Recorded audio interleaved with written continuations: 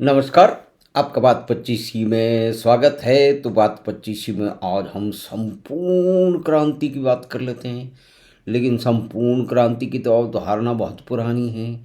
संपूर्ण क्रांति तो जयप्रकाश जी नारायण के समय में 1974 में इसकी शुरुआत हुई थी। नवनिर्माण आंदोलन वगैरह, और उसके उद्देश्य बड़े धांसू थे, बहुत ही महत्वपूर्ण थे। यानी कि इक्विटी और जस्टिस हो, बराबरी हो, न्याय हो, और राजनीतिक और प्रशासनिक भ्रष्टाचार पूरी तरह से समाप्त हो जाए, डिसेंट्रलाइजेशन ऑफ पावर हो जाए, और एक ये भी थी कि पार्टी लेस डेमोक्रेसी हो जाए, यानी कोई पार्टी ना रहे। तो इस तरह की यूटोपियन बातें भी थी। तो खैर कोई बात नहीं है, जब बड़े उद्देश्य होते हैं तब इस तरह की बड़ी बड़ी बातें भी की जाती हैं। तो अब संपूर्ण क्रांति की बात का तात्पर्य क्या है वत्स? इस समय, जबकि 1926 में एक चुनाव हो चुका है, पहले फेज का चुनाव हो चुका है 23 तारीख को पश्चिम बंगाल में, और कहते हैं कि उसने अमूल चूल सारी अवधारणाओं को, सारी वास्तविकताओं को, सारे आकलन को, सारे अंदाजों को, सारी जो गप्पें थी उनको एक तरफ से बिल्कुल फैला के रख दिया है, समाप्त कर दिया है। क्योंकि पहले ये कहा जा रहा था कि ये एसआईआर, यानी कि लोग देखिए पृष्ठभूमि क्या थी। पृष्ठभूमि ये थी कि वहाँ की जो वोटर लिस्ट थी उसके अंदर जितने भी लोग स्वर्ग सुधार गए थे उनके वोट दिए जा रहे थे बड़े आराम से। इसको साइंटिफिक इलेक्शनरिंग या साइंटिफिक रिगिंग कहते हैं।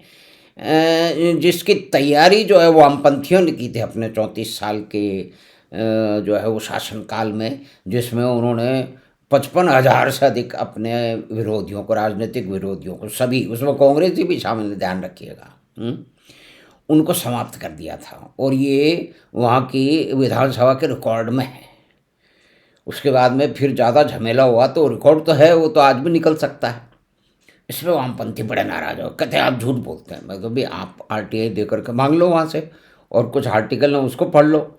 तो खैर, यानी कि उन्होंने साइंटिफिक रिगिंग को जो स्थापित किया, लेकिन फिर भी 2011 में दीदी ने उनको हरा दिया।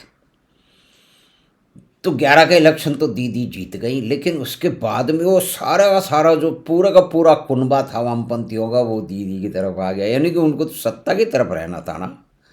उनको तुरंत मालूम पड़ गया, इन्हें कि पूरे टोले, कहते हैं कि करीब 25,000 वहाँ पे क्लब हैं, जिसमें कैरम क्लब हैं, जिसमें कुछ लोग बैठते हैं। मैं गया हूँ कई क्लबों में ऐसा में। वहाँ पे और भी पता नहीं क्या क्या होता है, नोटों के ढेर लगे होते हैं, कलेक्शन आता है, ये भी मैंने देखा है। पुराने समय में देखा है, वामपंथियों के समय में देखा है, 2080 के बाद में देखा है। मन्ना डे साहब के घर के पास में देखा है। तो कुछ लोग जो जानते हो उस क्षेत्र को, उसको पहचान गए होंगे कहाँ देखा है। और हमारे साथ में उस क्षेत्र के बड़े नेता थे, वामपंथी भी थी, कांग्रेसी भी थे, इतना बता सकता हूँ बस। तो खैर, अब उसको स्थापित किया तो फिर दीदी ने उसको आगे बढ़ा दिया। फिर 16 और 21 के चुनाव में उन्होंने पूरा जोर लगा दिया, और पूरा, यानी कि जो जो स्वर्ग सिधार गए उनके वोट मिल रहे हैं, जो विस्थापित हो गए उनके वोट मिल रहे हैं, जो वोटिंग करने आ नहीं सकते उनके भी वोट मिल रहे हैं, और जो वोटों को डरा धमका के घर में बंद करके रखा हुआ, भाई निकलना मत बाहर, आपको वोट नहीं देना है, वही गिला, अच्छा आपका वोट पड़ जाएगा। एक बार वामपंथियों के समय में मैं चुनाव में कई बार रहा हूँ, तो एक बार रहा, तो मैंने कहा भाई आप लोग आज इलेक्शन है, वोट देने की मुझे नहीं लगता आपका कोई मूड है, तैयारी नहीं कर रहे आप। अब तो 12 बज गए। उन्होंने कहा नहीं नहीं, हम नहीं वोट देने जाते। क्यों? क्योंकि ये मानते हैं कि जो नॉर्थ इंडियन है वो कांग्रेस को वोट देंगे। उस समय की बात कर रहा हूँ। तो हमको नहीं। और ये मैंने कहा फिर क्या होता है? कहता दादा लोग डाल देते हैं, शाम को आके बोलते हैं कि बाबू हो ही गेलो छे, यानी कि sir your vote has been casted.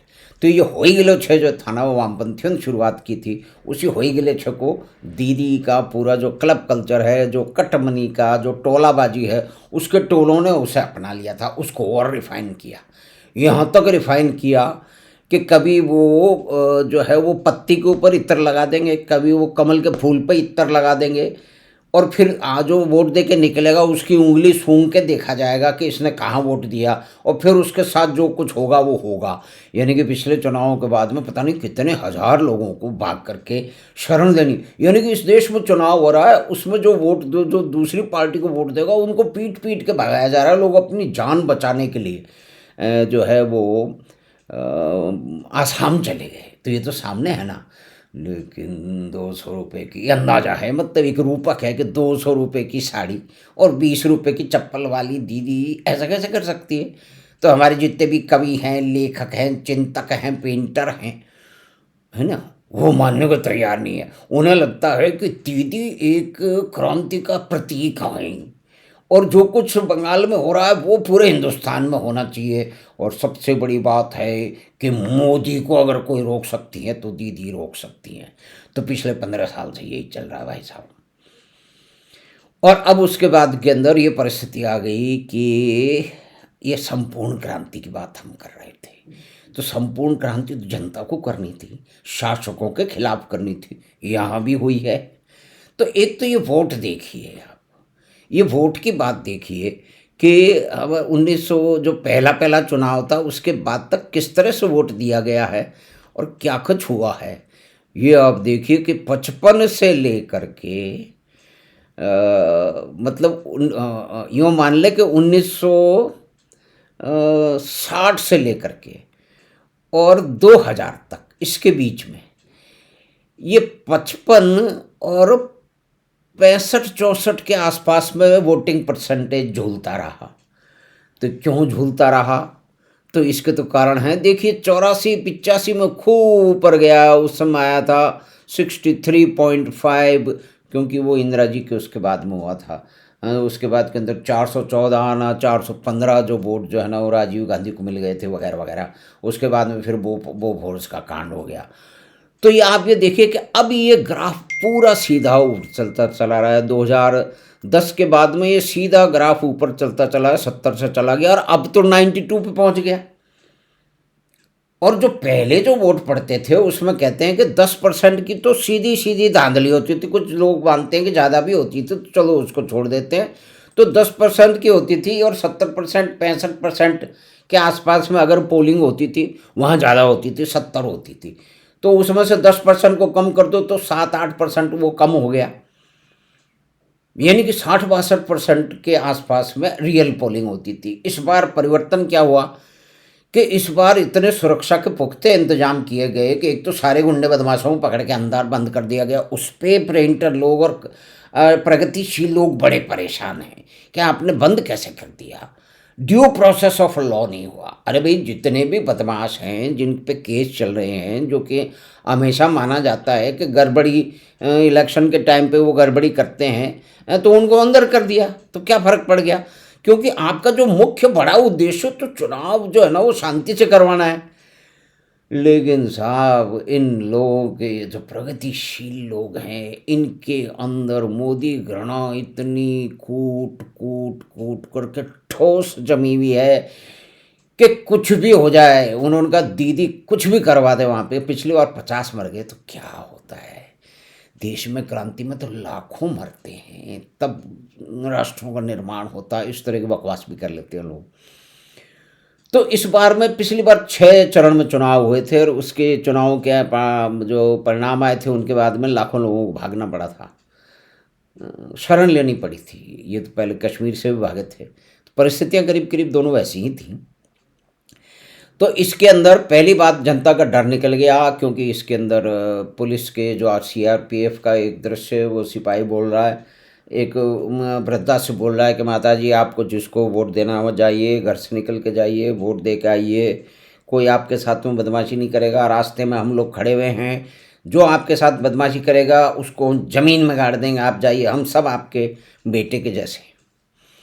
तो ये एक जो विश्वास बढ़ा लोगों का, और फिर वो बिना डर के निकल पाए। तो जो कभी वोट देने गए ही नहीं, तो उनमें से बहुत सारे लोग पहली बार वोट देने गए। पहले सफाई तो हो गई कि जो लोग विस्थापित हो गए, और फिर एक मित्र हमारे वहाँ पे हैं, 1-1.5 महीने से कलकत्ता में हैं, दीदी के घर का आसपास ही रहते हैं। तो उन्होंने बताया कि उन्होंने कोई सामान मंगाया। ये महत्वपूर्ण बात है, क्योंकि इन चीज़ों से कुछ चीज़ें रेखांकित होती हैं। तो वो जो सामान डिलीवरी बॉय आया, उस डिलीवरी बॉय के यहाँ पे लिखा हुआ था डोंट वोट टीएमसी। तो उन्होंने कहा भैया तुम्हें अपनी जान की परवाह नहीं है क्या, ये क्या लेके घूम रहे हो? उसने कहा सर इस बार कोई डर नहीं है, और पिछले साल तक डरे थे अब नहीं डरेंगे।